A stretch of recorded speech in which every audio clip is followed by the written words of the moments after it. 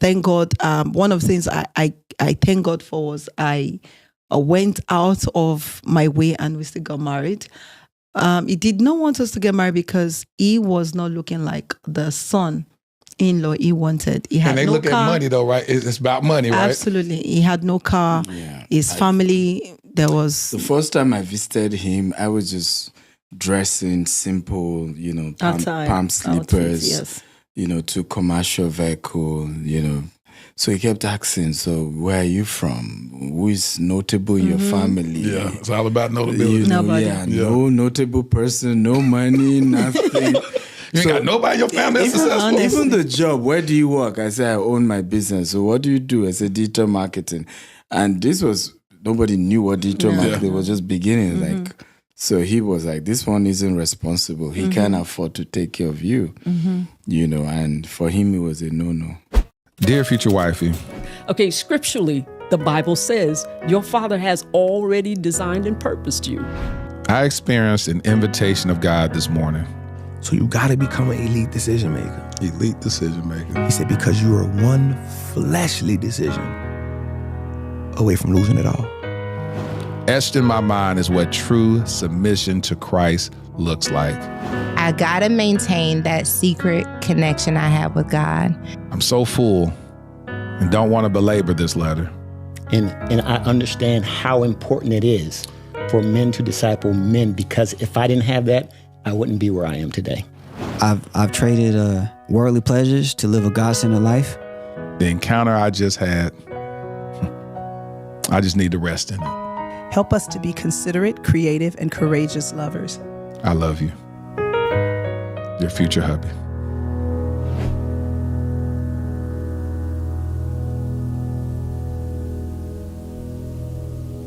Welcome to the Dear Future Wifey Podcast. I'm your host, Lateris R. Whitfield. Listen, are you still shacking up with us? If you're still shacking up with us, can we get a commitment? Hit that subscription button and subscribe. Make sure you turn on your notification bell so you'll be notified about upcoming episodes. Listen, we are off to an amazing start with season 9 of the Dear Future Wifey Podcast, and I've been reading all your DMs, seeing your comments on the channel, and y'all are finding so much value in what the guests have to offer. If you haven't already, I want you to subscribe to our mailing list, sign up right now. The link is in the description, and make sure that you sign up for our Patreon at patreon.com/Lateris R. Whitfield. Listen, today we decided to cross over the waters. We're all the way in Nigeria. We're actually still in Dallas, Texas, but we got some people that represent Nigeria very well. Without further ado, I know y'all follow them. This brother got almost 1 million followers on Instagram. So without further ado, I'm introducing him to some, and for others, hopefully y'all see a different side of him and his lovely wife. Welcome to the Dear Future Wifey Podcast, my homie, Bisi Akintayo and Bisi Akintayo. Thank you. How y'all doing? Did I say it right, King? Good. Is it Akintayo? Did I say it right, Steven? You tried. I tried. Tell me how to say it. Akintayo. Akintayo. Yeah, Akintayo. He told me to say it like I'm saying. Nigeria. He actually did well. Yeah, he did. Akintayo. Yes, Absolutely. He said, he told me, he tried to teach me to say it like I'm singing. Akintayo. Akintayo. Yes. I love that. Listen, y'all from Nigeria, right? Yep. Are Absolutely. you born and raised? Absolutely. How do you feel living in the United States, Bisi? It's amazing. Amazing. Beautiful. It's beautiful. Lovely. It's lovely. How long have y'all been married, Steven? We've been married 12 years now. Yep. And by the way, this is the first podcast I think the two of us would do together on another person's platform. Absolutely. We've interviewed each other, but Never been interviewed. yeah, people have always wanted us, but I know she's a bit shy. Are you shy? Are you shy in front of the camera, but off camera you're a whole totally different person? Let me ask Steven that. Is it? Kind of. I'm not sure. I mean, she's learning to be on camera in recent time, but I think conversation around marriage, she's a bit coming into that a bit. Is it something you don't like talking about as marriage? Okay, I love to talk about marriage, but I think off camera I don't talk about it. On camera I've not really. No, off camera I talk about it, but on camera I've not really, because I tell people that I try not to talk about marriage on camera because our templates are different, and I don't want you to use my templates.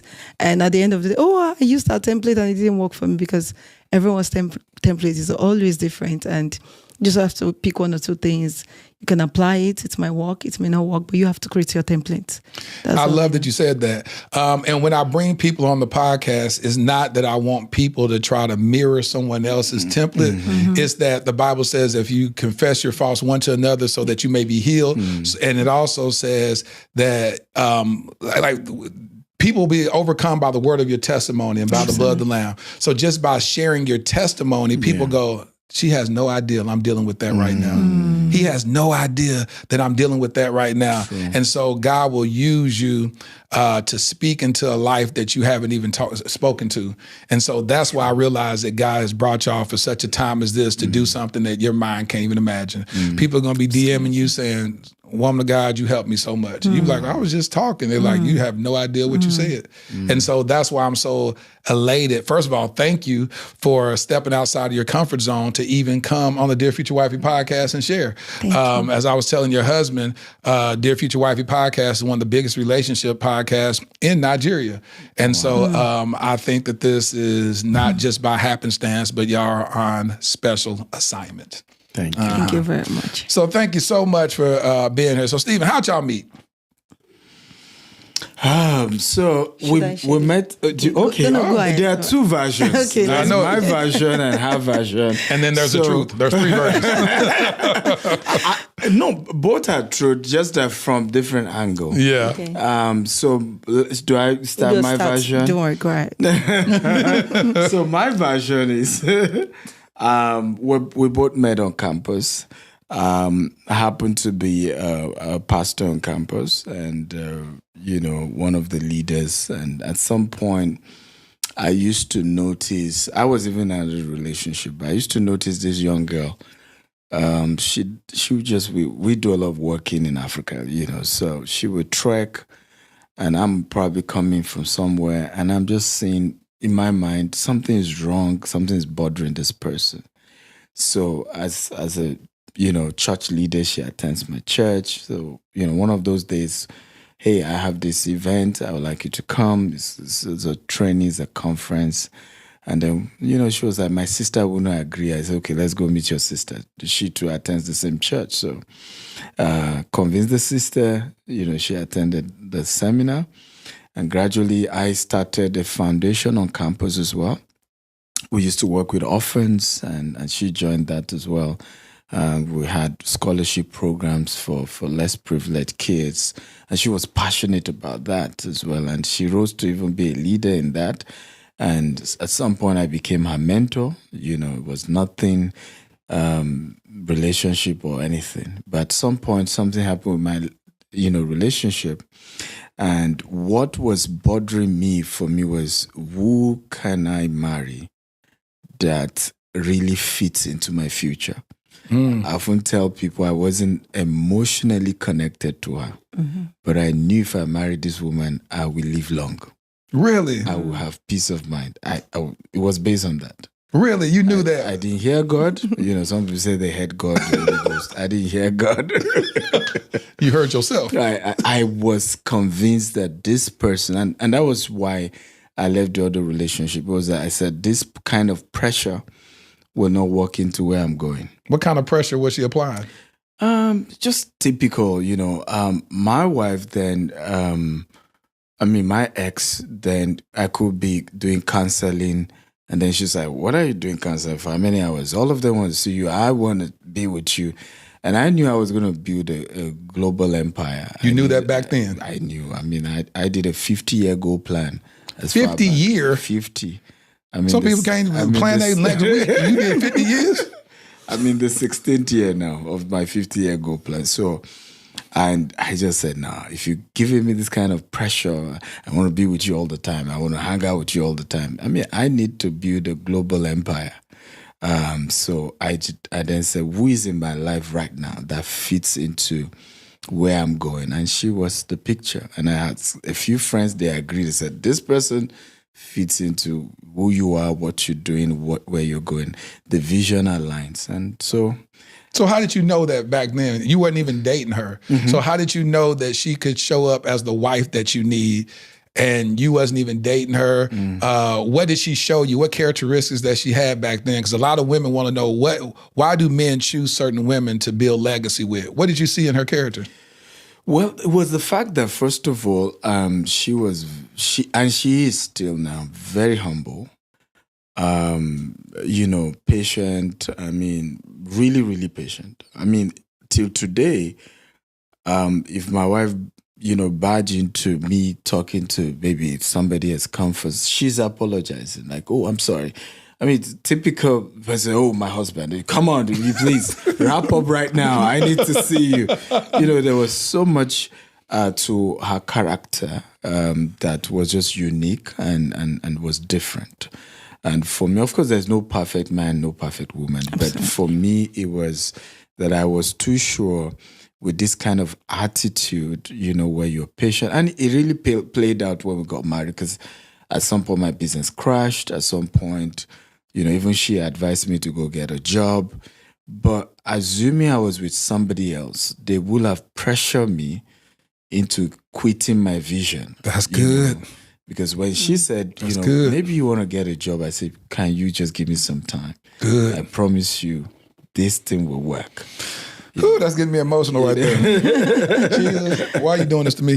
That is so important. Yeah. People don't understand when you have somebody that believes in you, and we're going to unpack those times where it got really hard. People can talk about those beautiful moments where you can write books and talk about how much money you've acquired, and then it makes people think, oh, I can do it too. And they don't realize, they don't have the tenacity to keep moving forward when they don't have much to eat, and then are you aligned with a person that's not going to be like talking on the phone, they homegirls, he's sorry. I don't know how to tell him. He's never going to be that. He just needs to give this alone, and give this up, and get a job. We ain't had a vacation in 5 years. And then start telling you about everything that y'all haven't had, instead of dreaming with you and say, when we make it, we'd be able to buy a whole island if we want to. Absolutely. And you getting hyped up, you like, well, shoot, I don't want to let her down. I gotta, in the moment that you can't encourage yourself, that you hear that beautiful woman speaking life into you, speaking to the king in you, that makes you elevate. That's what I want to unpack. And so you said it was moments that you felt like, no, we're going to go back. So then you fantasized and said, this is a woman I believe that I can build a global empire with. This is a person that I can build legacy with.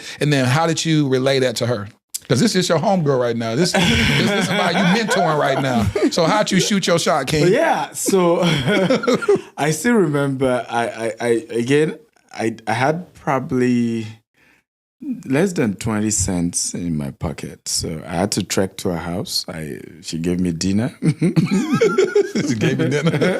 Because he had no dinner. Yeah, no dinner. Yeah, I mean, my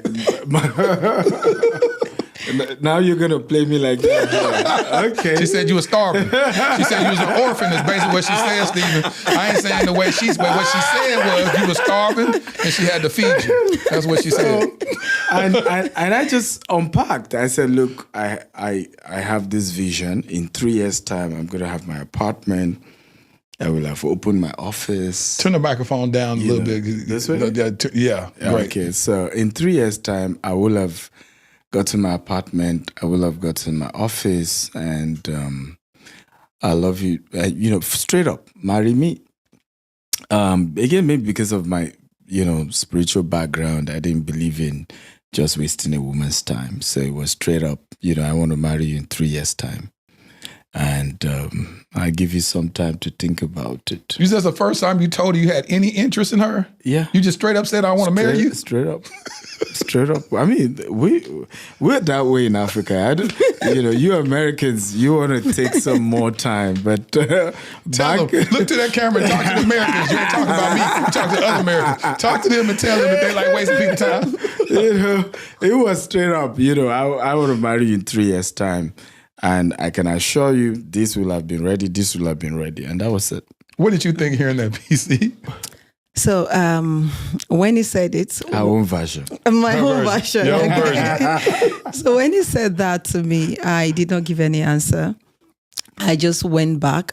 Actually, before he said it, I knew he was going to ask me out. You did? Yes. And I said I would never say yes to him because he was a workaholic. And I was just waiting to finish school and just run away from him because when we're done with a project with the orphans, he already has about 3-4 projects laid down. And my dad actually sent me to come study in school.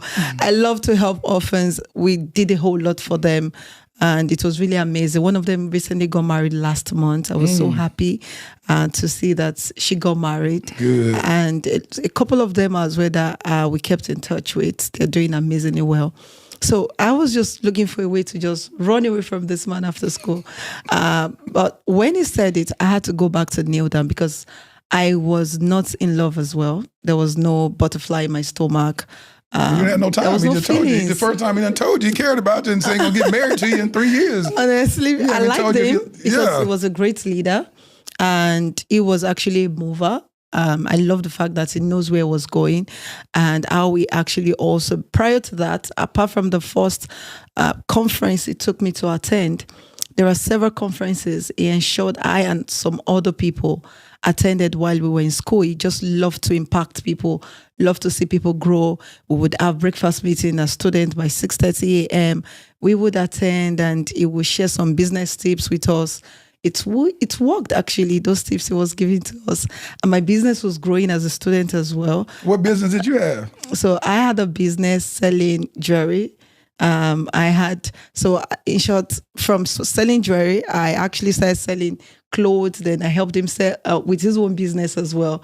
I would see his items in his room. I'll just pick it up and go from room to room, from dorm to dorm. And sell his stuff? Selling his stuff, yes. Wow. Asking, knocking on doors. Do you want to get some nice DVDs? And they were like, yes, I want it. Some would say, no, I got so many no's.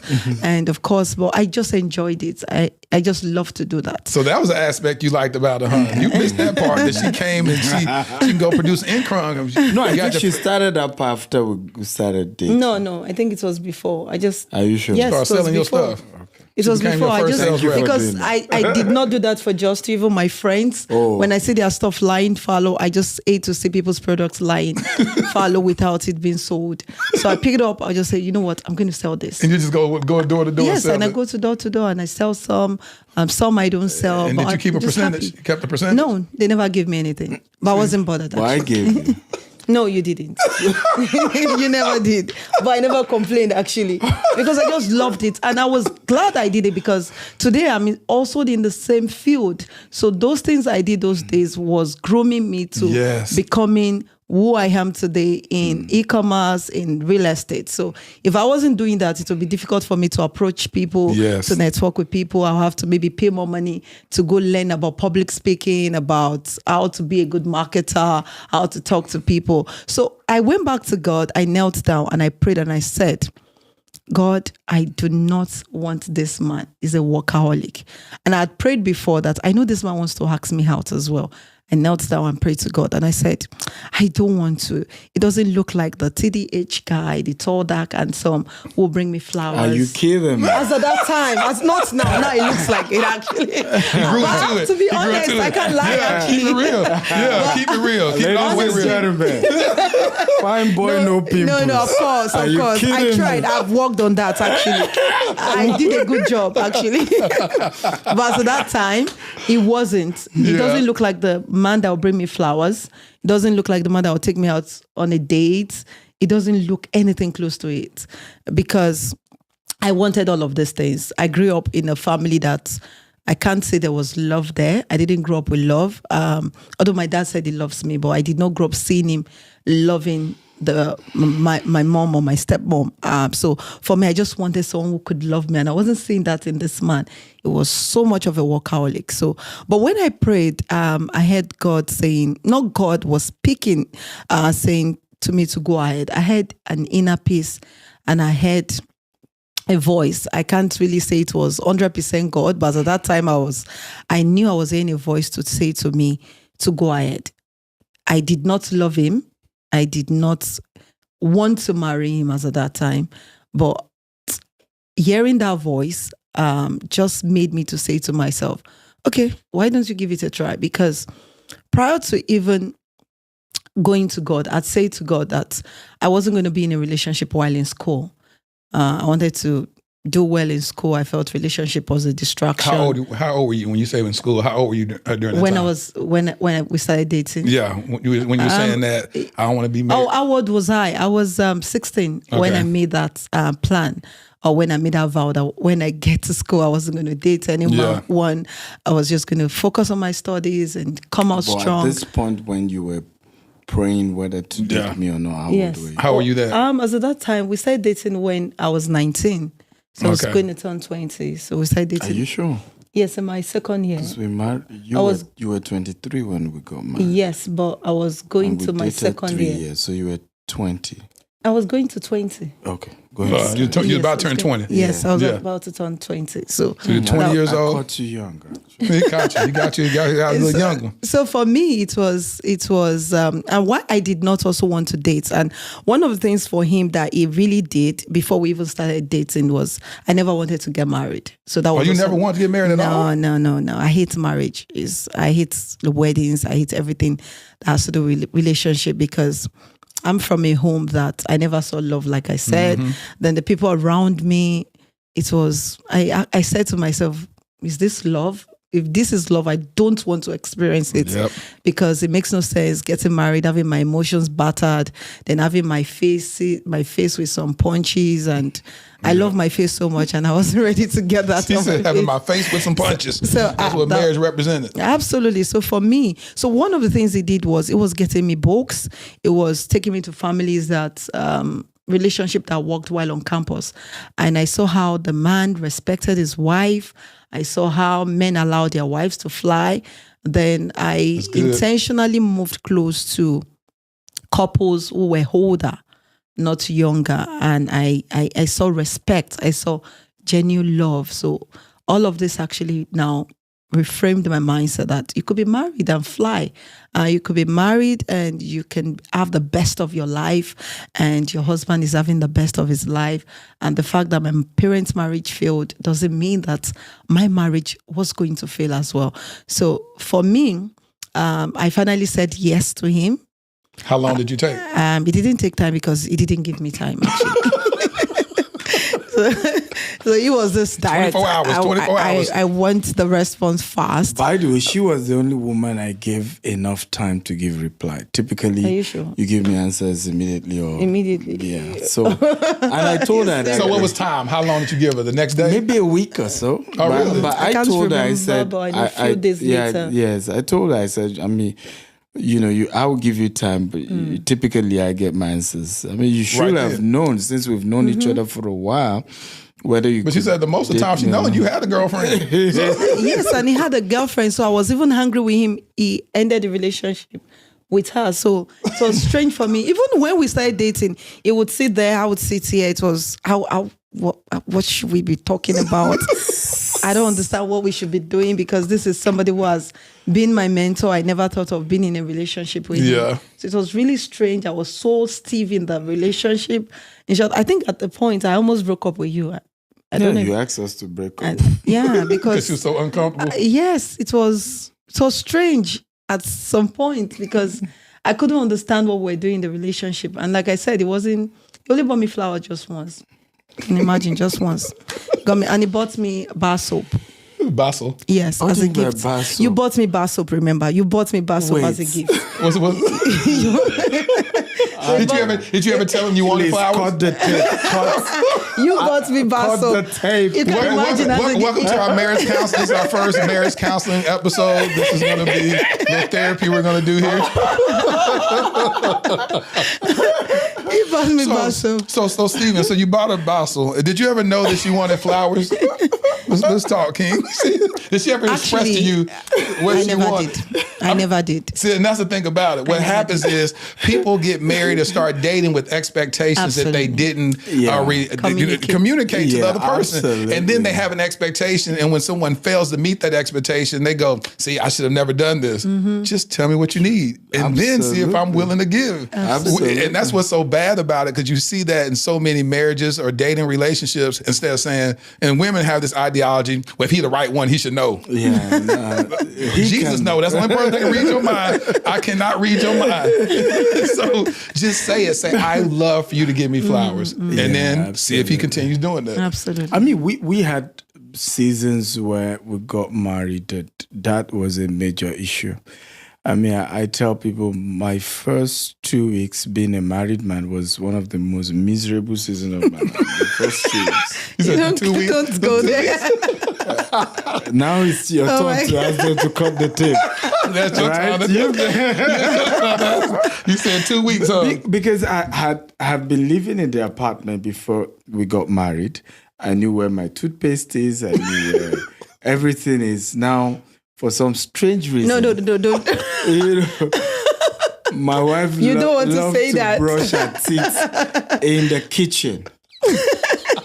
So my toothpaste and toothbrush is missing in the bathroom. No, And your then toothpaste, not the toothbrush. Your Yeah, toothbrush. toothpaste. Yes. Yeah. It's toothpaste. missing the bathroom. It's in the kitchen. Like, who does that? I was like, I'd been living my perfect life. But you know, alone. I had a good reason. You know, Why the Because kitchen? when I want to use the bathroom, I expect it to be spotless. I don't want to see your soap on the bathroom wall, and when I see it, it turns me off. So you don't and want to brush your because teeth like that? yes, because it makes me, I don't know. When I see it, I can't brush my teeth in that particular bathroom. But I've changed now. I don't do that anymore. So now it's in the bathroom? I don't do that anymore. Now you brush your teeth in the shower? Yeah, absolutely. So it was not easy for me to adapt to, because my bathroom was always spotless, and having to stay with him, and it's not. He needs to clean after using. Spotless. It's not. It wasn't as spotless as mine. I don't know actually. too many men that's gonna have spotless anything. So I just could not imagine like I just want to run out of the bathroom immediately, because I can't imagine. Even I always clean up after you leave so that I can bathe and not think of. I mean, your soap. she had this excessive wanting everything to be spotless. But kids have changed it and today. I think this is My kids changed this it. is Kids part change of- real They quick. changed once- it. Yeah, and this is Actually. part of the lesson, because sometimes we destroy great marriages over tiny issues. Yes. Today, I'm the neater one. She's the not tutu. I'm not saying, but not tutu. It be scattered because yes, of kids. I'm way more, clean, organized. When they visit me in Dubai, they mess up my house, and now again. Even here in the US, But it's not me. The The kids, kids. yes. The kids. Yeah, blame on the kids. Your kids, Yeah. our kids, It's they your do kids. that all the time. Yes, not me. But it tells you how the relationship will have been destroyed over something that most likely you will even do as the relationship goes on. Because you start becoming more like the other person. Y'all start switching. Exactly. So I think one of the things you also did that made it not to be destroyed because of my own excess behavior as regards some few things. Because what he did was he gave me my space. So you won't find him in the kitchen anymore. So at the time, he left the living room for me. So I want him out of the living room, because he became glued to his room, because he doesn't want to upset me by doing something that will get me upset. Like, oh, why did you put this here? Well, I kept it this way. Why did you remove it? Why did you go to the kitchen? You picked a piece of meat and you did not put the spoon in the right place the way I kept it. And so he intentionally just gave me my space. It was when I realized it, I said, no, you shouldn't have done that, because now I'm craving for him to come out of his bedroom. Don't worry, do anything right now. I don't care. You done pushed them out. Absolutely. We'll scatter it together. Don't worry. We'll just mix it up. I'll get someone to clean it up later. So I think doing that actually did not allow us to have so many issues. I'll have issues anymore, rather. Because we were having issues early in marriage due to some of these things I was saying. I don't understand why you come back from work and your shoes will not be in the right place, or you won't clean your shoes properly before you bring it into the house. Why should you? So you're a clean freak, huh? You Yes, I was a clean make freak. everything. Everything has to be extremely clean. But right now, You don't care no more? I'm okay. The kids have actually taught me a How many great kids y'all lesson. have? I have 3 kids. 3 kids. So did that change they dealt by the with first me kid? actually. Did the No, first the first kids, I was still so I was still a clean freak. The second, the third, when I was pregnant with the third, I couldn't do it anymore. I just said to myself, I'm done. I can't do this anymore because it wasn't And now easy. he the one cleaning up everywhere. So it was the one doing it. Let's go back to how y'all got to, you broke up with him because you're feeling these triggers. You're like, oh my God, I never want to be married in the first place. He's not giving me flowers like I want. And this is awkward. I don't know how to be romantic with my mentor. This is just throwing me all the way off. So you ended it. How'd y'all get back? I didn't allow her to end it. She made the proposal and I rejected it. She said, so you want to break up? Okay, I'm glad you got that out. We're still together. I rejected But the second one, Yeah. Oh, it's 2 times. yes, it was twice. So he was one that was doing the breakup this time around. Oh, you trying to break up with her? Because my dad did Yes, I not did, want us to actually. get I even married. had another babe, one fine girl like that. But, You can say that again. but go ahead. Why didn't you marry her? Why didn't you marry her? He said, why'd you marry her, huh? Maybe his blood pressure will be Blood pressure be through the roof. maybe 500 over. So your dad didn't want, so what happened? Yes, because my dad had high expectation for all his kids, and I was his favorite at that time. So he calls me his best friend. He's late right now, and it's so painful. But thank God. One of the things I thank God for was I went out of my way and we still got married. He did not want us to get married because he was not looking like the son-in-law he wanted. He had And they no look car. at money though, right? It's about money, right? Absolutely. He had no car. Yeah. His family, there was... The first time I visited him, I was just dressing simple, Outside, palm slippers, yes. to commercial vehicle, So he kept asking, so where are you from? Who is notable in your family? Yeah, it's all about notability. Nobody. No notable person, no money, nothing. You ain't got nobody in your family that's successful. Even the job, where do you work? I said, I own my business. So what do you do? I said, digital marketing. And nobody knew what digital marketing was, just beginning. So he was like, this one isn't responsible. He can't afford to take care of you, and for him, it was a no-no. And so, did you have to, when you decided to marry, well, let's get there. So you pretty much disobeyed your father's request and still decide to marry him. Yeah, because I had to tell her, your dad doesn't want me to marry you. I mean, I respect that, and so I cut off the relationship. I think 3 months later, she came back and said... It wasn't up to 3 months. Okay. No, it wasn't. How long was it? It was just, I think, a couple of weeks, maybe 2 weeks. No, it's more. No, it wasn't up to... No. I remember... He had a whole nother woman, so he's saying that. Exactly. Yeah, he had a whole nother woman. Exactly. It was more than that. It wasn't. It was, I think, 2 months or so. No, it wasn't that So long. how you get a whole nother woman? Maybe Then? We got, maybe a month it or so. was more than that. No. I mean, there were a lot of ladies eligible bachelor. Like, come on. eligible bachelor with no job, with digital marketing. No, yeah. I mean, funny enough, I wasn't that bad. I think it was just his own level of expectation, and I didn't look like it because, I mean, I already had my own apartment. I had my office. Yes, it was still upcoming, because I prioritized. Even then, if I had wanted to buy a car, I could have, but I prioritized opening a good office, having a good structure above having a car. And then, they look at the outward, the car, the this. So he was judging me based on that. And so I had to say, let's end it. So I think she came back. So I want to know, based on your custom. Yeah. So basically, if the father says, hey, you don't have my blessing. Yes. As a man, you're supposed to say, I don't have the respect of your father to marry you? Absolutely. I mean, it's the right thing to do because, I mean, you will also have daughters one day. Yeah. You want to respect his wishes. But she came back and said she's convinced other members of the family. Okay. Except for the dad. Her mom was on board. A couple of other people were on board. Our dad's older sister was on board. It was almost everybody was okay except the dad.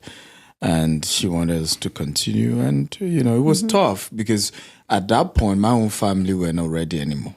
They were like, if the dad say no, then what are you doing? So, again, to convince my own family member, a day to our wedding, I had to go to my family house, inform all my siblings that if you don't want to come for the wedding, no crime. I'm the one getting married.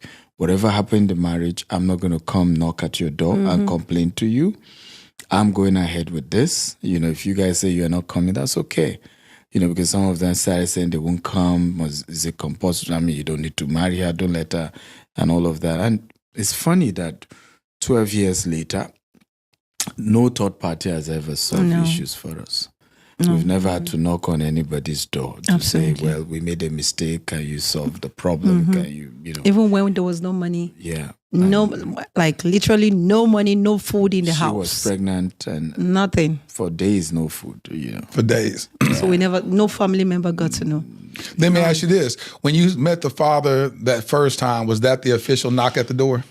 Yes. And I think because I met her mom's best friend, so our best friend also had similar issues. She wanted to get married immediately after college. And, the mom said no. So it was her dad who persuaded the mom to accept and even brought gifts for the wedding. Yeah. Literally took over the wedding. So when she met me, so she then said, when I said, look, I'm ready, let's get married, said, my dad wouldn't, I can't even tell my dad, but my best friend mom, I can take you to her. So we visited her. She now said, no, I mean, he helped me with this kind of situation. Yeah. I can't have his daughter having the same thing and not help. So she was the one that took me to him. I said, today we must see him. And then I had to come, and I wasn't prepared. I would have probably rented a car, tricked him a little bit. I would have deceived him a little bit. I would have, looked the parts, but because I wasn't planning to see him, so I just came as you were. Yes. Like you come to church. You can't go to him like you come to God. You better. He wasn't impressed at all. But the good news was, before he died, he was more than impressed because when we're doing our 10th year anniversary, we invited him. At this point, we're living in the most expensive neighborhood in Nigeria, Banana Island. We're doing so well. He's so proud. And the rest of his life, he was proud of us. Really proud. So how many years did he get a chance to see you flourish? That was 4 years. So 4 years, he was able to look at you and be like, yep, that's my son-in-law. But did he start talking to you after 4 years? Because he was still not talking to her for a long time. No, it was 4 years. We celebrated his 60th, remember? But was it 4 years after the wedding? I'm not sure. No, not after the wedding. It's 4 years. Live. The past 4 years. Yeah, the past 4 years before he passed. So that means 8 years into the marriage was when he finally, at that point, she started traveling globally. She was on TV, things were working, and he was proud, But at first, and he was seeing you as well. Yeah, he saw more of you as well. Yes, he saw. Did you have to give him any type of diary before y'all got married?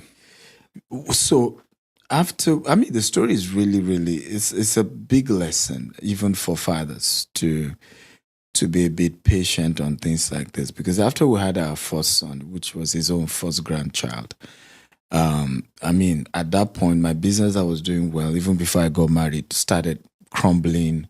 We believe in a lot of superstitions back at home. So people said, maybe it was because your father-in-law didn't give blessing, go beg him. So I took my family, my dad, everybody, with his first grandchild, to go beg him. I was lying down on the floor begging for 2 hours, and he was angry. He was yelling. If my daughter had died, I would have made sure, even if the court says you are not responsible, I'm going to bribe the warders to poison you. You're going to die. Wow. He was all angry. And we kept begging, and so at that point, he still didn't accept. And so I remember when my pastor said to me, you've done the right thing. Yeah. Right. At this point, just move on. Yeah. And I can assure you, God will bless your home. And that was what happened. Years later, he was now the one that came back. Yeah. That's beautiful. And I'm glad, thank you for sharing that, because I know certain stuff like that is very difficult to share, especially in his demise by him being, he's not amongst us anymore. Yeah. And then to be able to share that in front of his daughter and not feel like you're attacking him per se. I know it's an uncomfortable thing. So just thank y'all for being present, because it taught me a lot too about the custom, about what y'all come from, how much honor is important in the Nigerian culture. And so, and unfortunately, in a lot of American, especially African-American women's lives, those that don't have a father present, they can't even understand what you're talking about. Yeah, they be like, shoot, I don't care if my dad don't care. All right, I can talk to him. He wasn't there for me since I was born, so it don't matter. But it's good to know the role of a father and that he honors his daughter so much and she honors her father. But when it comes in a way of love and based upon them, it's not, in your culture, it's not about love. It's based upon provision, you know, and honor. And like you said, does he have any people of noble people in their family? Yeah. Because it's based upon the optics of it all. And that's why the marriages last longer. You know, because you're not just, I mean, I incidentally, my friend is out there, the same thing, he's been married for 31 years. 31 years. And I was like, how did you guys meet? He said, well, parents had common friends and then they introduced us and that's it. He's like, all right, y'all get married. He's like, all right, I ain't attracted to her, I ain't attracted to him. We're going to get married and make the best out of it. And he's 31 years, but from our perspective, that there's so much support system. Yes. You know, even when they had their children, his own parents were around to help raise the kids, our own parents were around. And those things help, you know, to manage the period of crisis when you guys are still understanding each other. You know, there's enough support system. And I think that's part of what we're lacking, not just in America, but even it's happening now in Nigeria when you don't take seriously the role of your in-laws, because typically in Africa, you're not even marrying the girl, you're marrying the in-laws. Yes. Family. We believe strongly that, look, there's a word that says oro lano. Literally, it Oro means lano. Oro. Ni ano. Oh, no, hello. You said something real in the back of the throat and I couldn't get that. Translate that. So it means and it means what? It means the in-laws are literally like a deity. Like a god. Right. Wow. Yes. Mini god. You know, so your in-laws are like a deity. You really have to respect them. You really have to do a lot to make sure they're okay. And don't typically, like when you have a kid that your in-laws, you know, the mother could come live with y'all for about, you know, a year or whatnot to get you on your feet or whatnot. Is that a thing? Yeah, it's a thing. I mean, if It depends. It could be 41 days, yes, with 3 months. You said what, 41 days? So for some, 41 for some, days. like for some, 3 if- months. Yeah, if you have a new baby, so either party's parent comes around. Did y'all do that? Yes. Okay. Yes. Because I know you said y'all were struggling financially when the baby was born and she wasn't eating. Would y'all tell My nobody? mom did not stay with us for 41 days. No, she just stayed for a few days and she left. Not for 41 days. She stayed for a few days. And so she didn't see the struggle. No, she didn't. And y'all were too prideful to tell her? I know, not prideful. We just had the agreement. It was just the dignity. We had an agreement that nothing goes out of this home. Yeah. And because personally, I was so young, I was just 23 when we got married, but I had surrounded my life, myself, even till date, with marriages that were working, older marriages. And none of them told me, or did I see any of them going out of the home to have a third party come in. I have a very close, one of my adopted moms in my life. She's the one bringing in the money to the family. She sent her 2 kids to one of the best schools back in Nigeria. Yet, she would honor her husband as if her husband is the one bringing the money in the home. The way she talks to him, sometimes the way she takes her husband to travel outside Nigeria with her money. Yeah. But never for once did I see her disrespect That's good. her husband. So those things made me realize that I have to honor. Then I also had to look keenly into some families as well who honor their pastors more than they honor their spouse. And I said to myself, I don't want to do this. If I cannot honor my husband, then I won't honor my pastor, because I see that my husband is the head of the home.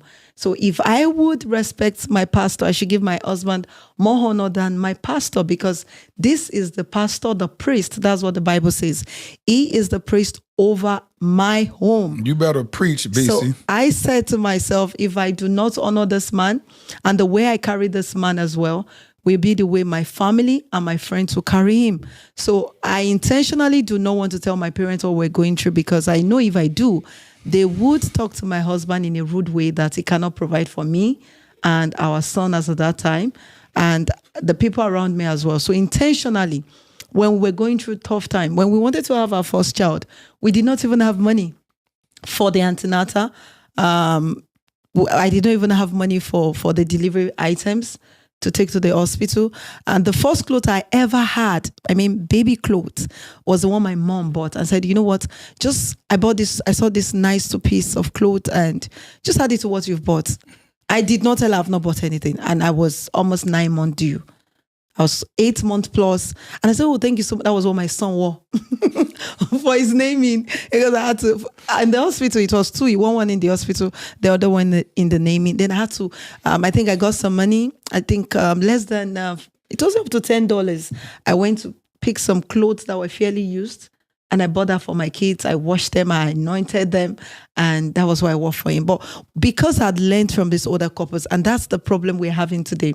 A lot of people surround their lives with marriages that are vague, marriages that are not working, social media marriages. They want to pattern their life around such marriages, whereas you're supposed to look at marriages that are working, older marriages, people like that. Have them around your life.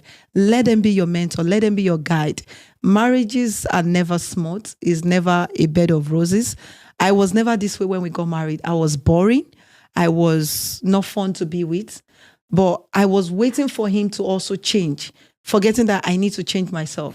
So I needed him to do so many things. I needed him to confess to me that he loves me, because he doesn't know how to confess it, that he loves me.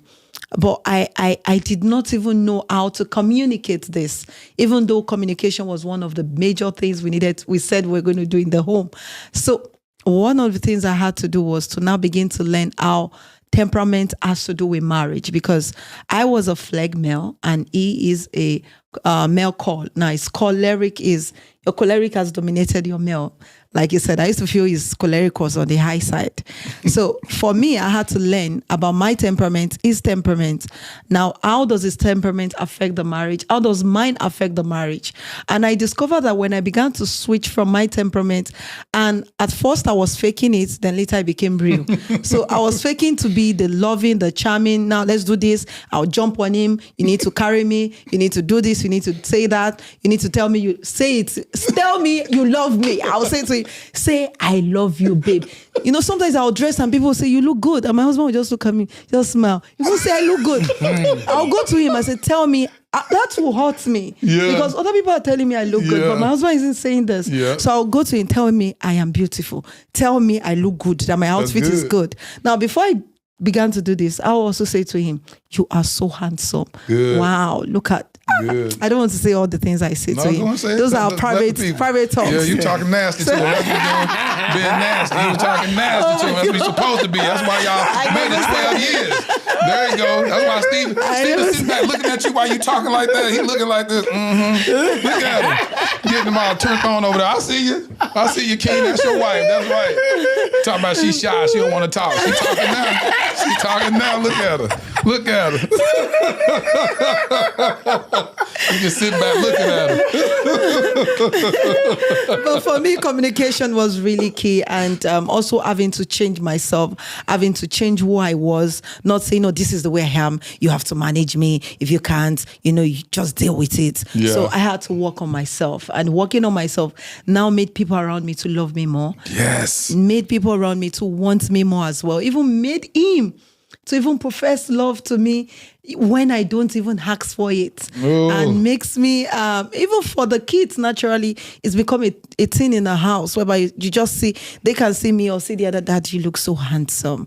Oh my God, my dad, you are this. The kids say that? Yeah, they do say that to us. Mommy, you are the most beautiful woman I have ever said that. I'll say, I hope you don't want something with what you say. But of course, also having older people in my life really was the game changer for me.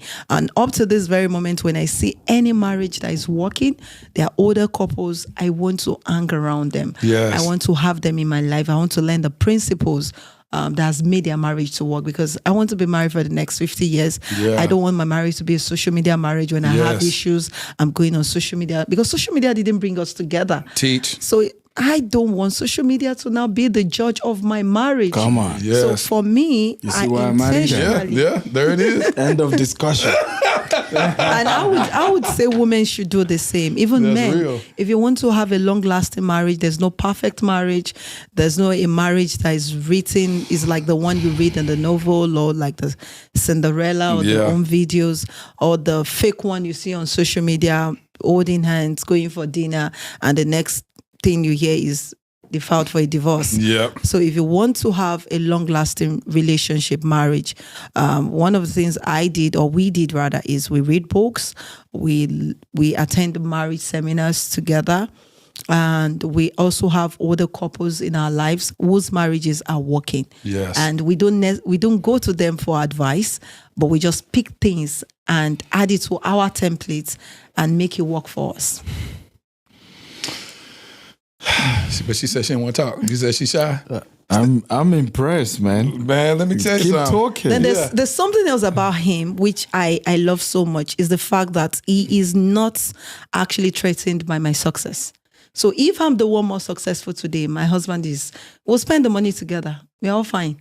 Yes. So he's not threatened. And that's one of the things I believe every woman should look out for, especially if a choleric woman who is a go-getter, or even if you're not a choleric woman, if you're a go-getter, never marry someone who is threatened by your success. That's real. So as long as I am successful, it's fine.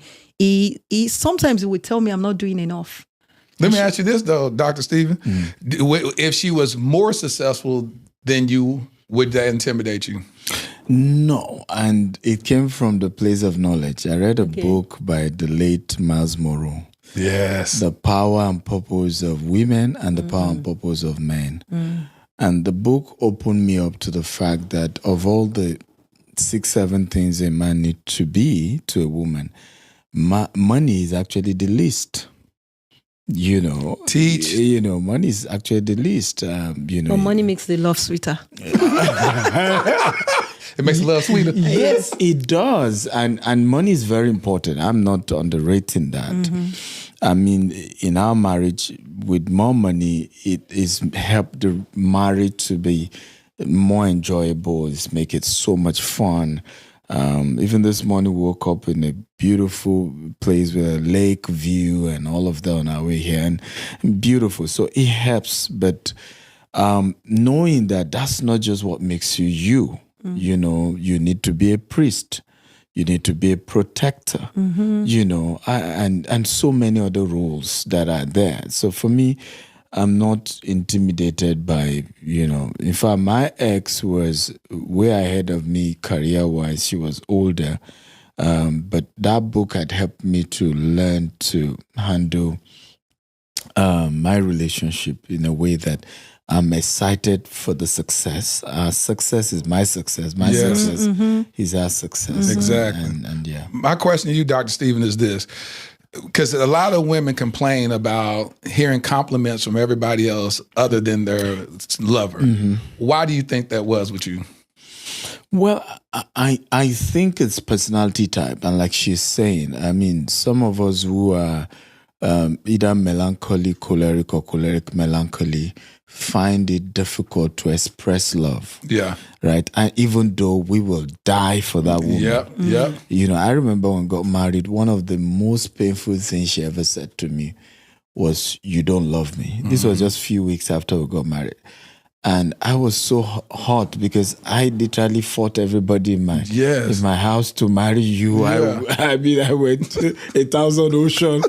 And then you say, I don't love you. Like, what are you talking about?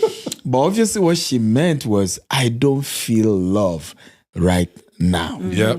You know, not that you don't love me, right? But that's personality type playing out.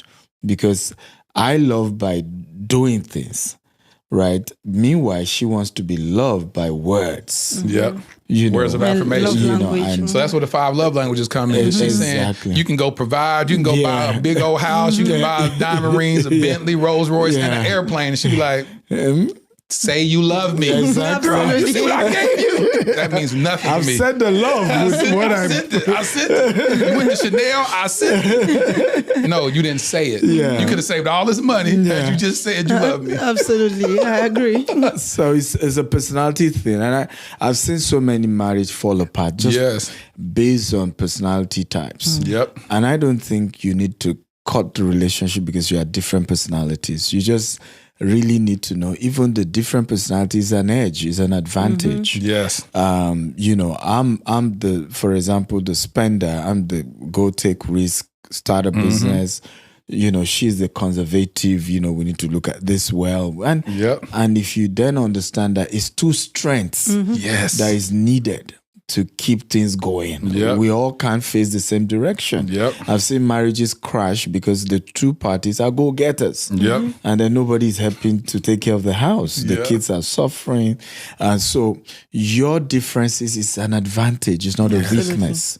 My good friend Kariga Bailey said differences aren't deficits. And I never forgot that. I like that. Shout out to Kariga. He was on the episode first season. He said differences aren't deficits because we also look at it like that. You'll look at a relationship and then look at it like, oh, there's something wrong because you're not like me. Exactly. And be like, no, the fact that you're a go-getter and a visionary that can go make money and then she can sit there and be like, now we can go ahead and save some money and do this. She gets the best of both worlds. You get the best of both worlds. You go and make it, dream. She gets to go and build the nest egg and take care of the family. And she also she has business acumen as well. So it's like it's the blend of the beauty. But that's like you said, people not realizing that would cause the demise of the marriage. They'd be like, well, I need you to be like me. I would have never done that. And be like, but God didn't make you marry you. And if you want to marry you, you should have stayed single. Absolutely.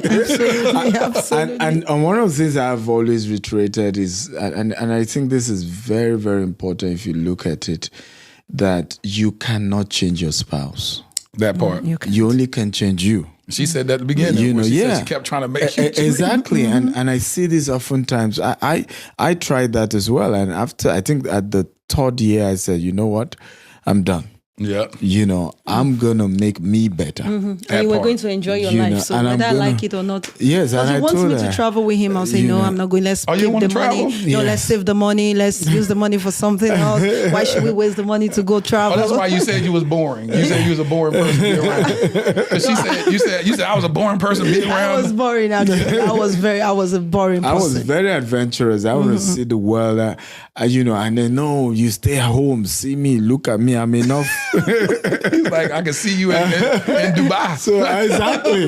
So at some point I say, you know what? I'm done, right? I'm gonna, because the day I will be on my deathbed, I don't want to blame any mortal man for anything I've not done in my life. Not one person. That's good. And I told her I would never blame you for that. So I'm going to live the best version of my life. It's left to me too. Whichever part you want to join me in, I'm okay with that. You got the open door. So in that moment, he gonna see the world. Was you getting envious? I wasn't. You didn't care? No, I didn't care. When I decided to join was when it was calling some figures. It was making money, and I said, "You can do it. You're more pretty. You're more beautiful. You can do this thing. Why are you not standing up to do it?"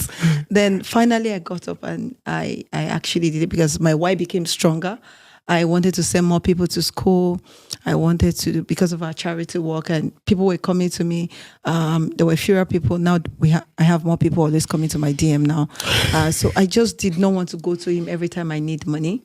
Because growing up as well, I saw how a woman would ask for money from her spouse and how a husband would, didn't I give you some money a few weeks back? And, she can't do anything without her husband. So for me, I wanted to now make my own money because of these reasons. And when I saw him making money, and I said to myself, my wife is strong enough now. I need to make my money. So I used to just be a housewife, a homekeeper, a homemaker rather. I just want to have my children, but I'm very cautious, be very amazing, just be wonderful kids, raise good kids and godly kids. But I said, this time around, we need to make some money. And so let me ask you this. Did you even articulate, because you're speaking from a place of trauma, when you say, I don't want to be the woman that has to ask her husband, did you feel comfortable asking him for some money and just say, keep me $5,000 in the account that I can do what I want to monthly? Because growing up, like I said, I saw how my stepmom would ask for money. And see, so it's a place of trauma, yes. Yeah, but you didn't even give him an opportunity to show up however you want to show up. I didn't, because I wanted to also show off, actually. I bought this, I did this, I did that. And I discovered when I was trying to show off, he didn't care. And when he didn't care, I just discovered, come on, for 3 months, this man didn't ask, babe, what do you need? Because you're showing off that you have money.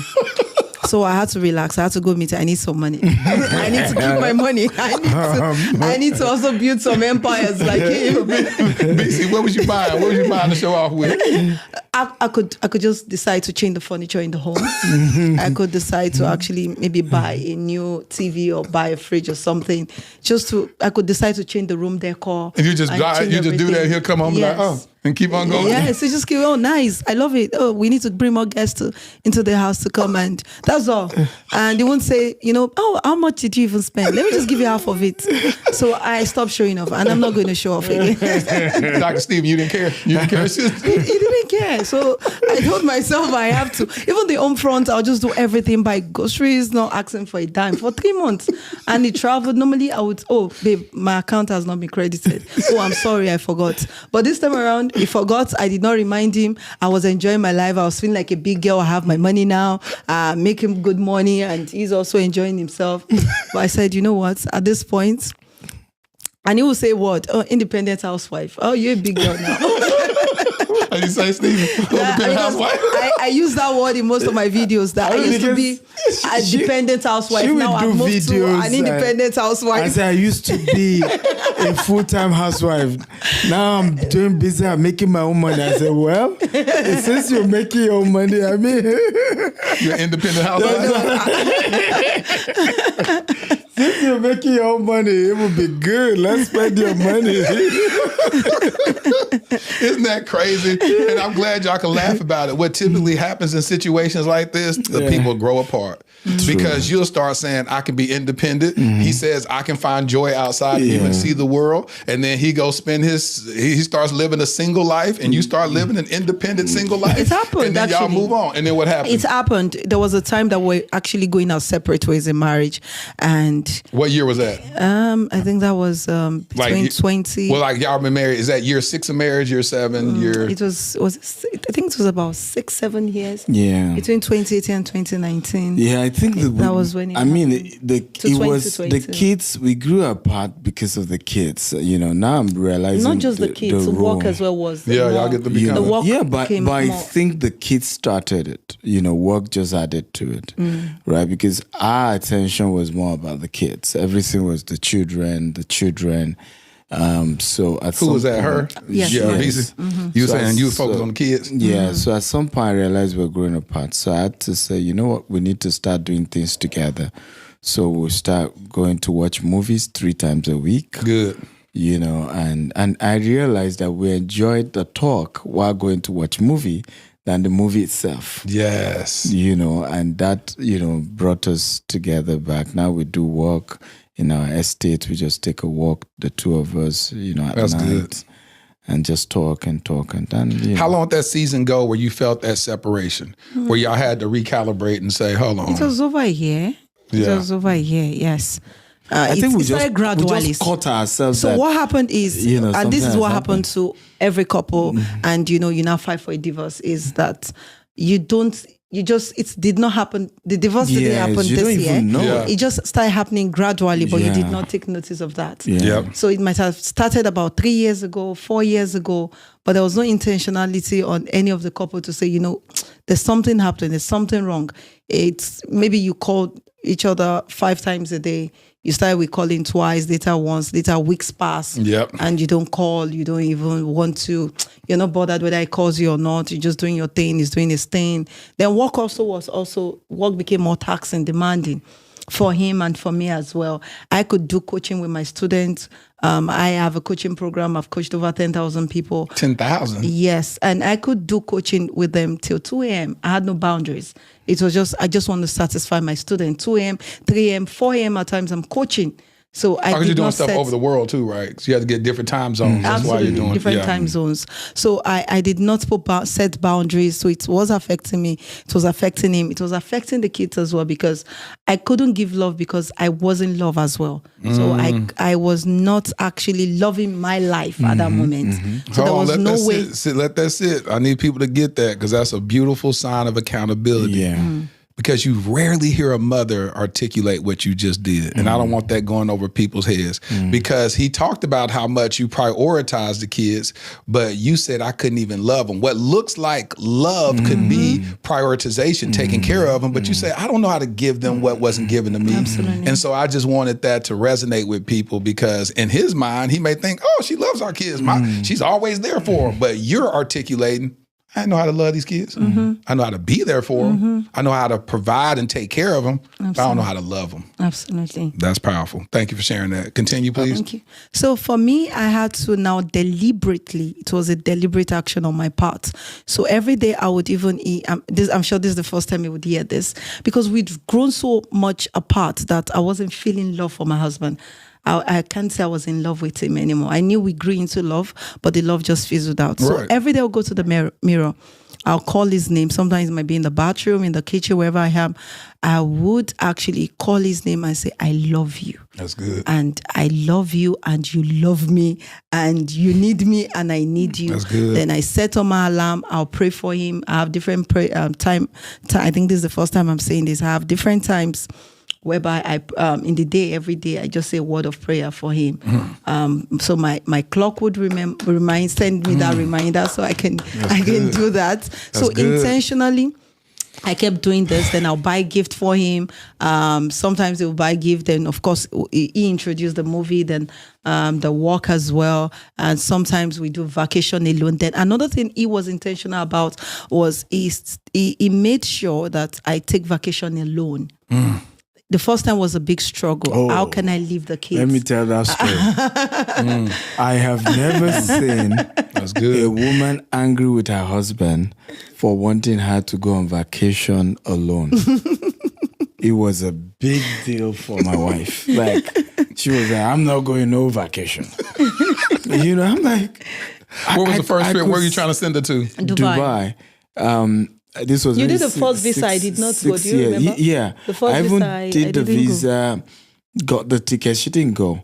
Oh, she didn't go? She refused. But now I'll go as many times as possible. You be like, bye.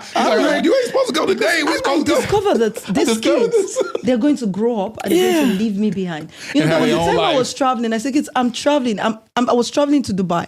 And kids, I'm traveling. Oh, mom, bye. I said, no, I mean, I'm leaving for weeks. You won't see me. Mommy, I know. Take care. We love you. Bye. I said, are you kidding me?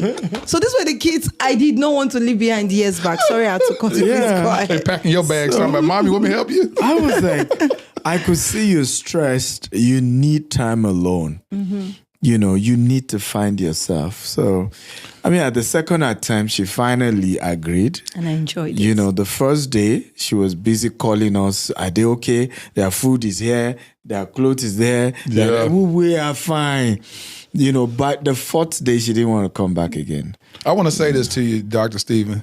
Thank you for loving your queen properly. Thank you. As a man from one man to another, thank you for modeling. Not saying you got everything right, you knew the right words to say, but you're sitting here in a seat of humility, allowing your wife to express. And that was one of her trauma points. Her trauma points growing up was not feeling like a woman had a voice. And you are healing this queen every conversation, being able to stay present, being able to force her out of comfort zone to go take a trip where she doesn't want to, and now allowing her to stretch herself to where now she's saying, I need to go. I need to, because those moments, like pastors do it all the time. You know, they go take sabbaticals for restoration. And the fact that you're able to give, because a lot of men don't have their ego will not allow their wife to go leave. Because they be like, What if on one of these vacations go find her a nice little old foreigner that swoop my wife off her feet? I ain't finna do that. I need somebody to watch her. You know what I'm saying? Oh no, I'm crazy. I ain't finna just pay for her to go see another dude. You know what I'm saying? But you're so the man secure. is definitely insecure. That's the reason. Exactly. And the fact that you're so secure that you like, go, you need this, baby. Because if you go and do this, you're going to come back a better version because you'll be restored. My argument to her is that you can't give what you don't have. Absolutely. Teach. You can't claim you love me if you don't love yourself. Teach. You know, and you won't even know what love is. You know, what you claim is love is just, you know, not really love. So my argument is you must live your best life. And I say this to everyone watching. You must discover you. There it is. You must enjoy you. Is when you love you. Because how did I realize she needed a vacation? Because I went for one. And I enjoyed it. I enjoyed being, you know, able to just, you know, refresh myself. I said, no, my wife needs to taste this too. Experience this too. I want to say something too before it just falls on deaf ears, Bisi. I love the fact that you were so intentional on restoring love in your relationship that you scheduled it, that you made sure that you looked yourself in the mirror. And while you were speaking life into your marriage, you were telling the devil, you have no room in my marriage. Absolutely. You were saying that I love my husband. My husband loves me. I'm going to be intentional about being present in my husband's life. I'm going to do this. You're saying all this stuff. What happens is the Bible says life and death are in the power of the tongue, and they that love it eat the fruit thereof. And so we can talk to our homegirls and homeboys, my wife getting on my nerves, my husband this, I think I married the wrong person. You can give life to that, or you can give life to you and God, and the devil on standby listening. I love my husband. I love my husband. He loves me. And you begin to affirm, because remember, your love language is words of affirmation. So you don't have to wait for somebody. Thank you, Holy Spirit. Thank you, Holy Spirit. Thank you, Holy Spirit. Your words are, your love language is words of affirmation. Instead of waiting on your partner to give you what you need, you can speak to yourself. It's an old song that I remember that says, sometimes I have to encourage myself. It's an old song that we used to sing. And so by you're sitting there saying that, you're encouraging yourself, and you're speaking to yourself in the greatest way that you see love in your love language. And so that is so powerful. And I thank you, King, for being able to be present and allow her to say that and not be like, hold on, you had to convince yourself that you love that. You had to, hold on now, all this stuff I was doing, I done did this, I done did. That's the first thing men do. Toxic masculinity will try to tell you what I did for you, which invalidates why you feel the way you feel. Think about it. Hold on, how you gonna tell me you had to convince yourself you love me? I done bought you this, I done got you this, I done got this nice house, put you in the best neighborhood in Nigeria, I done did all this, and you have the audacity to convince yourself that you love me? Now, disrespectful that is? Ego. Instead of allowing you to be present and be like, this is what he did. He said, thank you, because I got my wife. He's watched other people get divorces. He's watched other people lose legacy behind this. He said, baby, whatever you got to do to keep us together, fight the devil, war with the devil. We wrestle not against flesh and blood, but against principalities in high places. The Bible says one can chase away 1,000 demons, but two can set 10,000 demons to flight. So he clapped his hand and said, come on, baby, keep warring. Keep warring. Keep fighting for our legacy. Keep fighting for our kids. Keep fighting for our marriage. If y'all want to give an offering, y'all can send an offering to me. Exactly. I think Pastor. we're ready in the studio to just give an offering. I agree here at this point. Man, y'all bless my soul right now. Y'all bless my soul, because a lot of times people see y'all and they see the money, they see the success, they see the businesses, and we ain't spent too much conversation talking about that. Because what truly matters is that none of this would have existed had this not existed. Absolutely. Because y'all are purpose partners. You said it best at the very beginning. You said, I had to think about the woman that I need in order to build what I need to build with. That's not going to be a headache. That's not going to be stressing, talking about, oh, Lord. Like I even asked, I said, that didn't bother you that he was seeing, flying around the world? She's like, no, I didn't care. Oh, be with a different woman. Oh, be with a different woman, and you get on a flight without her and see what happens. See if you come back and you got access to your house. Like, where's my key? I noticed the key to my house. What happened? She gone. Or you come home and the whole house empty. Yeah. And you like, where is my wife? You're talking about, oh, no, you wasn't worried about me when you flew off to Dubai, did you? I'm gone. And I'm taking half. So you have all that type of stuff, but God gave you the right woman. Yes. That's the reason why I'm so encouraged, is because you didn't have nothing. This is not a tale of somebody that, he had all this money and everybody was in agreement. Because a lot of times we think that if God is a part of it, every man has to be in agreement. Yes. That man has to be. Now, if it's God, now your daddy would have been okay with it. True. Your so-and-so would have been okay with it. What if it's God and he don't need nobody permission? I mean, my argument is that God stopped forcing, people together from Adam and Eve. There it is. Because, Adam practically accused God of forcing Eve on him. He did. He said, the woman you gave me. Absolutely. Right? So my argument is, if you're still waiting on God's voice and say, my son or my daughter, that's your husband, go chase him. I'm not sure he want to get into your business. No. But whether or not, whatever you have, you can make it work. Yes. You can make it work. You can come together and that's the story. And that's why oftentimes both of us restrain on too much relationship conversation, because no relationship is the same. Right. And no one template, work across board. Absolutely. But one thing I know, if the two of you are hungry, committed to make your marriage work, it will work. Absolutely. It's all about the two of you. Absolutely. Nobody else. You and God. The two of you and God, it will work. We spend too much energy, too much attention what somebody is saying, what my in-laws are saying, or my cousins are saying, what they said about you, what this person said about you. Imagine, had Dad even literally asked her, somebody said, tell me the marriage you've ever seen that worked. Absolutely. You're just so crazy about wanting to marry this guy. Give me one marriage that worked. He didn't think of his own marriage? Of course. Oh, it didn't work either? He admitted that his own was struggling. But give me one. Why are you so crazy about I want to get married? That's deep. But she was convinced that, and I give her a lot of kudos for that level of conviction. Yes. And I'm happy that at least the best I could, I've helped to make it worth it to the best I could. Yeah. I'm not perfect, but, to the best I could. And I think that's very important. Once the two of you agree, and I say this often, never marry people who are not ready to fight to keep in their life. Don't do it. That part. Don't do it. That part. Don't do it. He did fight a whole lot for me. Actually, you fought several people. I think that also built my confidence a whole lot in also defending him, because if he can fight for me, why am I not to fight for my spouse? You better teach. So you did fight a lot for this marriage as well. So you did a whole lot of work. So thank you as well for ensuring that we build a beautiful home, and we're still building a beautiful home. Thank you. Let me ask you this, Dr. Stephen, as we wrap up. Have you balanced yourself out a little bit more of being a workaholic? Since that was one of her initial triggers? Yes, tried actually. Yeah, he's tried. Yes. My method now is called integration. Okay. Yeah, integration. So this trip, for example, out of Houston to Dallas, I had 2 assignments. I had this 7,000 acres, I'm checking I want to buy. You said 7,000 acres? Yes. Of what? What you about to build out there? Of land. It's a farmland. I call it land banking.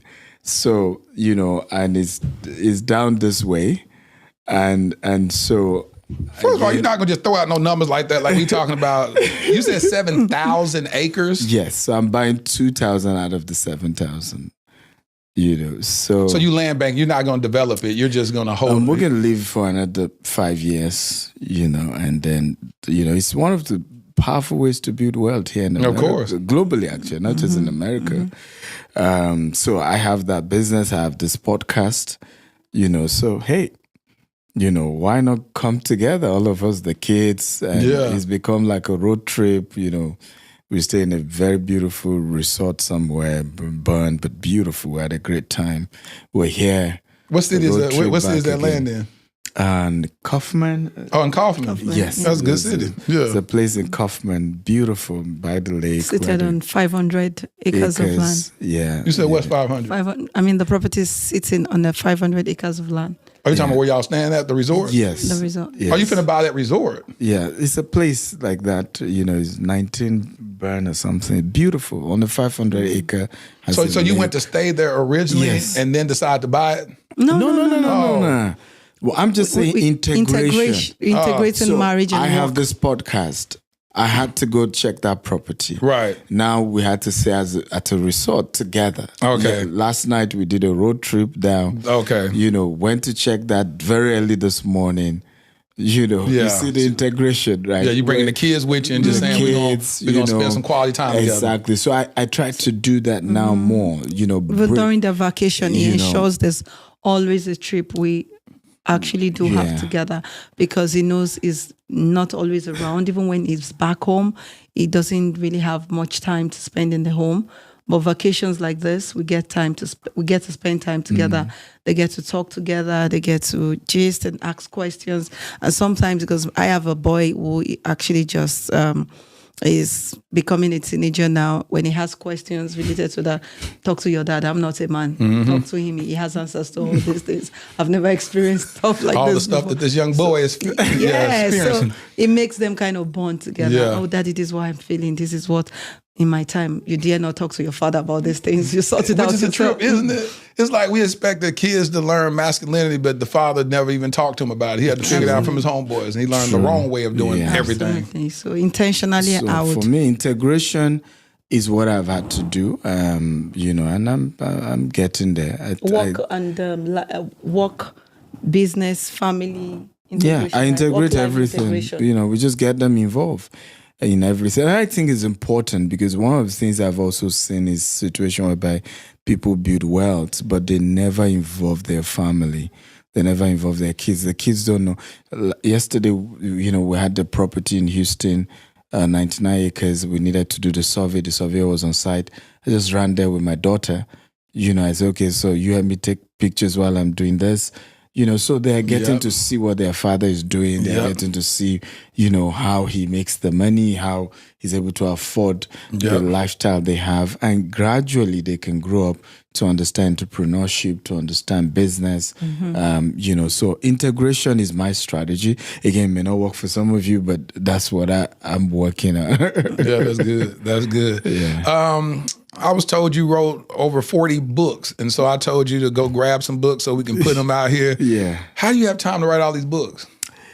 So I have a formula around it. I have a very beautiful team around me. So we do more videos. So they interview me, and then we then transcribe the videos and then turn it to book. That way we have the video version, we have the audio version, and we have the text version.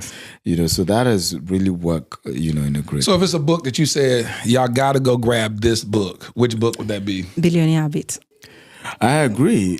Say it, which one is it? Billionaire Habits. The one here. This one right here? Yes, Billionaire Habits. That's why I just grabbed. That's what I grabbed. The secrets billionaires use to build wealth that the poor don't use. It's powerful. I had to pay to buy the book myself. Why you have to pay? Because I want to read it. I know if I don't pay for it, I might not read it, because it's from my husband, and I don't want to not to pay not to read it. So I had to pay so I can read it. So you know yourself that if you got it for free, you wouldn't read it. No. And you said you had to pay so you can invest in it, which absolutely. is And I so enjoyed you can invest it. in yourself. All right. Well, forget asking Dr. Stephen. Let me ask you, what makes this book so powerful? I don't know, not him. You the reader, Bisi. Okay. So there are a lot of secrets that was shared in that book.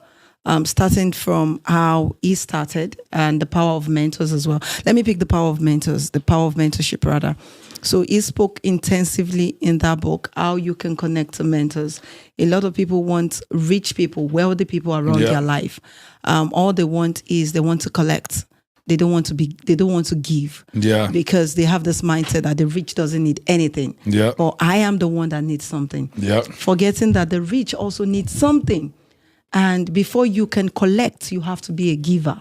Yeah. So he explained that extensively in the book. And actually picking that also, I know he has spoken about it, but when I read it again, I picked The Power of Mentorship in the book. I had to replicate some of the things he said he's doing. And when I meet someone ahead of me in life, someone who is a superior, someone who is a billionaire, someone who is more wealthy than myself, I go with gifts.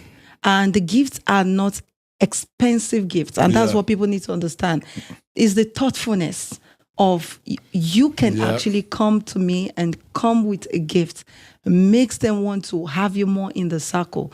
And a lot of billionaires do not want younger people in their circle because they know they're after what they want to get. Some it could be your service that you can give to them even if you don't have physical money.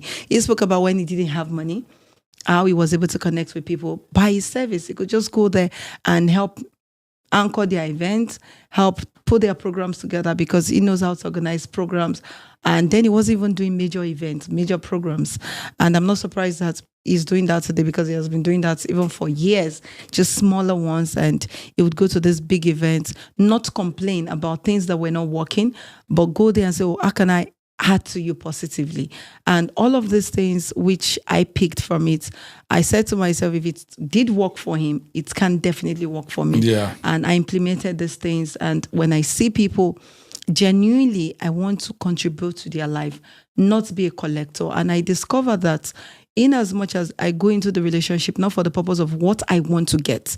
So that is another mistake he mentioned that most people make. They go into a relationship with what they want to get. No, go into the relationship with what you want to give. I want to be an addition, not a subtraction. And of course, along the way, the relationship will lead to profit. It might lead to profit in a way you don't even imagine. Some might not lead to profit with that particular individual. It might just be their referrer that can lead to profit for you because other people trust them. Yes. They would, of course, trust to do business with you. So that's just one I'll pick out of so many that was shared in the book. Well, Dr. Steve, I don't think you could have did a better job.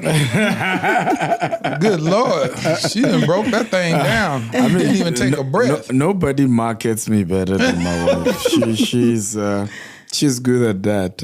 And because, one of the things about him as well, which I decided to embed, a lot of people become so familiar with their spouse or with the people around their lives that they don't benefit out of the blessings. Now, look at the pastors. Look at the cleaners in their houses, in their offices, their drivers. They're going through issues. They're going through a lot of pain. But these people, most of them, 99% of them will never be a beneficiary of the anointing they carry because they've been so used to those individuals and they just, it's not just pastor, it's not just this individual. I do not want my life to be the same way. I said to myself, I will not take his anointing for granted. I want to also convert and get what he has, have an auction. It might not be everything, but at least have a bit. And the way I can do that is not be too familiar with his anointing such that my blessing will depart from me. So when he teaches, sometimes his videos, I can stay glued to his videos, watch him over and over for 4 hours. There was a time I was speaking and I was training, and he was training on what actually I am more vast in. And I see when he's done with the training, more people will feel like, oh, he trained, he did fantastically well. And I'm like, I know this better than this man. So why am I not doing this better? So I had to study his videos. I had to learn from him, watch his Facebook Live, watch his YouTube videos. I could watch it 4 hours every day for some time. I think I did that for almost a year. And there was a time I'll hear my staff say to me, you're speaking like Dr. Stephen. I said, no, I'm not speaking. I'm speaking like, say, no, ma, the way you just spoke, you spoke like Dr. Stephen. And why? Because I've studied him. Yes. I did not joke with the fact that I'm his spouse. So what is he even teaching? I don't have anything to learn from him. Yeah. So I did not joke with his anointing. I did not become so familiar with who he is that I lose learning and getting better in life and business. If you continue like this, I will have to marry me. He's gonna marry you. Y'all gonna have another kid. I have to look for me and say. Sometimes when my wife talk about me, I'm like, "What are you talking about? Who is that you talking about? This is good. This guy. Introduce me to him. Introduce me to him. But he's a great man. He's a Thank great you man, for and he that. has really empowered so many people, and he's still empowering me. I'm still his mentee. I've not overgrown that. And see, I just came into the knowledge of you. It was some video. Somebody sent something to me, and I was like, "Well, who is this guy?" And I looked. I was like, "He has almost 1 million followers." I said, "Well, who is this guy? What is he talking about?" But I couldn't find anything relationship wise, and so I said, "No, it's a story here." And so when I first started talking to your publicist, was that you? I was emailing back and forth. Yeah, and she was like, "Well, his wife won't be present." I was like, "I want the wife." I said, "I don't want him coming by himself. I want his wife because I know as a man you cannot get to where you are without her." So he's cute. True. I can talk to him. He's amazing. He's dope. I said, but what I want from him is not this. I don't want the business from you. I want this marriage. Wow. I want the gems that you've learned that you can pour into me. That y'all, and I know I need her to be able to speak from her vantage point, so I know how to care for my future wife properly. So I know my blind spots and say, all right, make sure that I continue to affirm her. Make sure I say this. Find out her love language. Make sure that I meet her not the way I want to give love, but the way she receives love. Oh, I'm watching this king. I see how he's moving. I see how he cultivated this relationship. I see how he prioritized his own emotions and said, listen,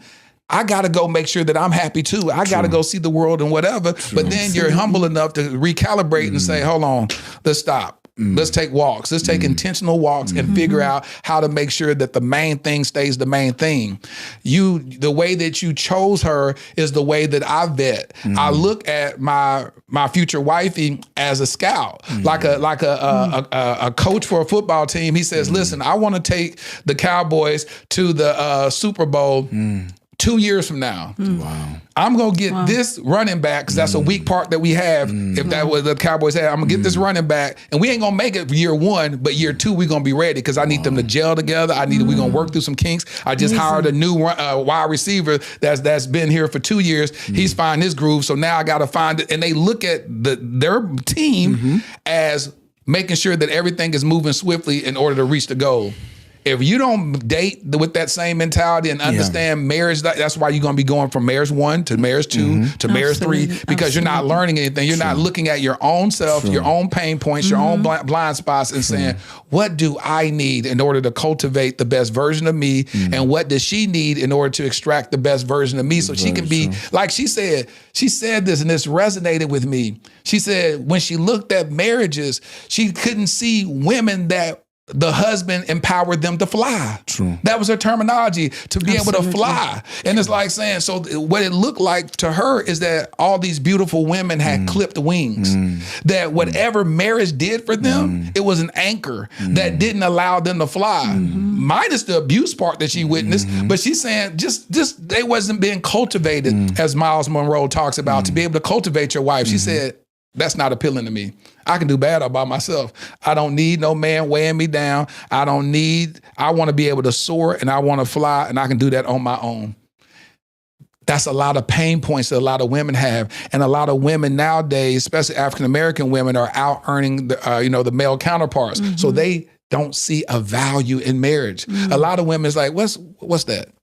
I talked to this one woman from Dubai, met her years ago when I was shooting this thing for the Protocol School of Washington. And she said, marriage is just a headache. Wow. She said, I've seen people get married, and she's been married before. And she said, what's the use of getting married if it's a headache? If the man ain't gonna honor you, ain't gonna value you, ain't gonna treat you right, ain't gonna respect you, why get married? She said, marriage, the only thing that a woman can benefit from marriage is having kids, because she can't do that on her own. That's it. So she said, other than that, her experience, her trauma, because her heart was mismanaged by a guy before, that's how she views it. And so even though your wife, Bisi, wasn't directly impacted by it, well, by way of her mother and father, whatever, but she didn't experience herself from a divorce, she had the same ideology. I watched this video, and I'm gonna wrap up. It was this video where they did this experiment of rats, and they had these rats in the cage, and they opened up the cage, and every time the rats got ready to run out, it'll shock them, and they'll go back. And they'll try it again, to shock them. And then it got to a point to where they can leave the cage open and they wouldn't even run out. The experiment went on where the babies of those rats they get put in the cage, never even have to shock them at all, keep the door open, and the rats were, based on trauma, would never even try to leave. Wow. That's what Bisi was. She, based on the trauma that she experienced, she said, I don't even want marriage. Yes. But she had to break that generational curse in her mind and say, I'm going to go here, God, teach me to love this man, teach me to do this. And that's where God began to heal. And so your kids, guess what they see? Your kids are seeing a loving family. They're seeing, daddy, you're handsome, mommy, you're beautiful, this. Where you, King, wasn't like that. You wasn't running around talking about you handsome, you this, you beautiful. You couldn't say that to your own wife. But your offspring are. They say it easily. So now that they'll grow up and they'll be like, when y'all talk to your son-in-laws and daughter-in-laws, they be like, man, this most loving. They just love me. Just always complimenting. Where did they get that from? They just so complimentary. You be like, my wife taught them like that. Taught me even be better. You know what I'm saying? It's like that's what happens. We can heal generational curses because of that. What we end up doing in the Black community is having a generation of generational trauma instead of generational healing. And we talk about generational wealth, but I don't care how rich you become. If you're if your kids are traumatized, then they just got more money to spend on therapy. True. Absolutely. I mean, you've said a lot of great stuff. I mean, I don't know whether I could mention this. We have this annual conference we do. And this year we're bringing a couple, because I'm focusing the conference on people of color. Damien John will be coming as well as other great speakers. But when is it and where? Houston, JW Marriott Galleria on the 22nd and 21st September. Oh, next month? Yes, next month. I was about to invite myself and have y'all book me, but I was already booked. I was going to book myself. I mean, we'd love to have you if you're not having. I would be in Atlanta doing a podcast with Jamal Bryant. Wow. Yeah. And because I love stuff like that. We're bringing this couple, I mean, they're Indian family, and to share their story. I mean, they have they've acquired over 12,000 acres of property. Wow. Running to hundreds of millions of dollars. And their kids are doing so well because somehow 12,000. Somehow there is. You be saying these numbers like it. Somehow there is a mindset we have, particularly people of color, that if you make it, your marriage is going to be in shit. Yeah. If you have so much money, something else is going to go bad. Yeah. And we need to begin to show people that you can have a great marriage, you can have a great home, and you can build great empire. And you can have wonderful children who are sane, who are sound. Yes. And we need to begin to come for, meetings like that where we can meet people whose life is an example of what we're talking about. Good. Absolutely. Thank y'all so much for sharing this. Thank you. Thank y'all for being transparent, vulnerable. I know how unconventional this is for Nigerians to be this open. I'm telling you, I ain't crazy now. Very unconventional. You don't hear people from your country sitting up here talking about it, and their wives get to say all this stuff, and you feeling like that can be quote unquote deemed as disrespectful and all that stuff, because honor is really big. And I thank you for modeling that. I thank you for modeling what healthy masculinity looks like. And I thank you for modeling what healthy femininity looks like, where your voice can be heard but not be disrespectful. Absolutely. That you can dishonor, and you said something so key that I want to just say and echo. You said that what we have going on in our home, I'm not going to uncover my spouse to even family members and let them know, because you could oversee or forgive your spouse for something that they 10 years, they still holding on to me. I can't believe he had you with a baby, ain't got no food. You like, we rich now. But I'm saying back in the day, you be like, what are you bringing up? That was 8 years ago. What you talking about? And you like, we over that. I don't know. I still don't trust him. It'd be crazy stuff like that. And people be inviting that foolishness into their marriage. And now y'all got problems because he's saying, why did your cousin look at me like that? Why'd you treat me like that? What you talking about? I don't know. That's just how she is. You know what I'm saying? No, you done told her some stuff about him, and now she looking at him side-eyed and all that. It's crazy. So thank you for being an example of what that looks like to cover your husband properly. Thank you for having us. Absolutely. We've had a great time. Amazing time. And it's the first for us, I think This is good. And I'm gonna tell you what typically happens on Dear Future Wifey Podcast. Those things that a person will end up saying stuff they've never said before. Like she was like, "It's the first time you're hearing this, but that's what it is." Yeah. But it's a safe space. Yeah. And that's what I try to cultivate is a safe space. And what I was telling you earlier is I want y'all to show sides of y'all that no one has seen. True. And that was definitely accomplished. Absolutely. And you brought that out. You have this gift of just, bringing it out. You did actually. We've had a great time. Bisi was scared to talk at first. Now she ended that conversation. She's talking. I told you what's going to happen. She's shy. She's not going to talk. I said, watch what happens. Hey, make sure y'all go support. How can we support y'all?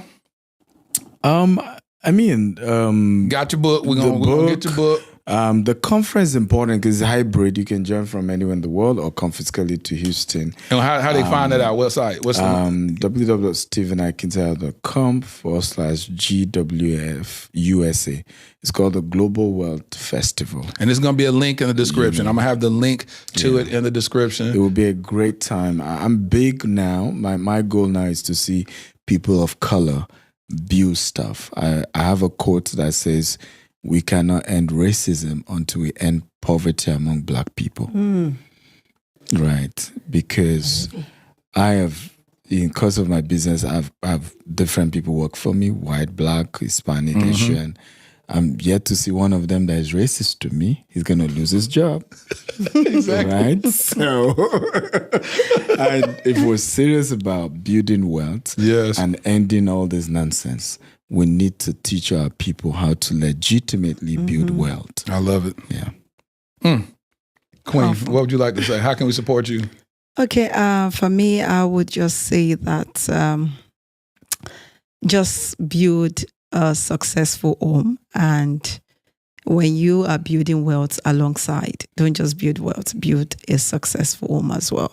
So you can follow me on my social platforms, Bisi Akintayo, and I don't bring my family, talk about a lot of family matters or counseling.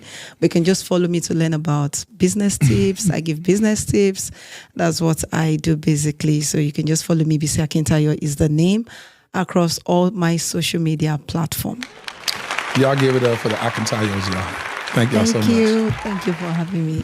Stay tuned to the end for a letter to my future wifey. Been writing these love letters to you. Ladarian, thrusted suddenly into Child Protective Services in 2015. My nephew, Black, a boy. The likelihood of being adopted outside of kinship, slim to none. Armani, 16 years old, Black, a boy, with 5 years in the foster care system before I even knew his name. The likelihood of ever being adopted, yep, you guessed it, slim to none.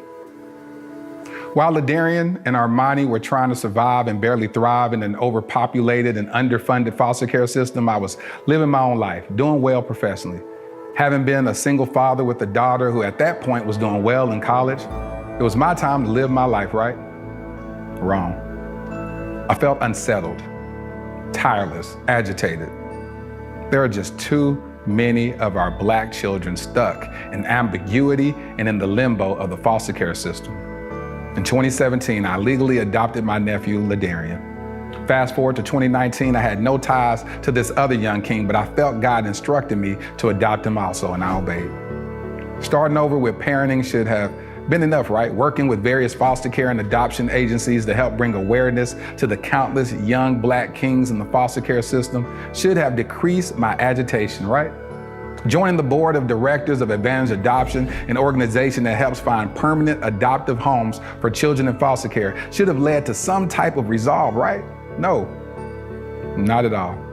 None of it felt like I had done enough. I now realize that every one of those experiences was laying the fundamental foundation for my life's mission, Kingdom Royale. Kingdom Royale will be a luxury, state-of-the-art home for foster boys. Our first location will be in the Dallas-Fort Worth Metroplex. We will utilize the whole person approach that instills identity, empowers them to advocate for themselves, and enlightens them regarding new perspectives and limitless options that they thought were impossible. Though the young kings will attend the local public schools that are in proximity to Kingdom Royale, our at-home curriculum will broaden their worldview through participating in the arts, attending various cultural events, learning about and engaging in multifaceted discussions about current events and even relevant historical context, introducing them to gardening and landscaping and even caring for our animals on our farm and on-site stables. We just launched our Startup Capital campaign with the goal of raising $2.8 million. Now, why $2.8 million? Well, in 2017, I created a web series in which I performed random acts of kindness for targeting the homeless community. One of the most notable successes was that one of the videos went viral, garnering 28 million views. However, one of my biggest regrets is that I didn't raise a single dollar to help in implementing a more sustainable plan for the homeless community. So throughout the years, with much remorse, I reflected on not maximizing that moment. I knew if at that time, just 10% of the viewers donated $1, we would have raised at least $2.8 million that could have really established long-term support for the homeless community, or at least started a long-term initiative to do so. This is my do-over. This is our new beginning. Together, we can attack this at the root by specifically helping our homeless Black boys who are already disproportionately represented in the American foster care system. I'm Laterra Whitfield. I've been nominated for 3 regional Emmys documenting my work with the homeless as well as my personal adoption journey. Despite those accolades, the greatest award for me is truly providing the infrastructure for a transformed life. Visit kingdomroyale.com for more details. Crown a king and make a donation today.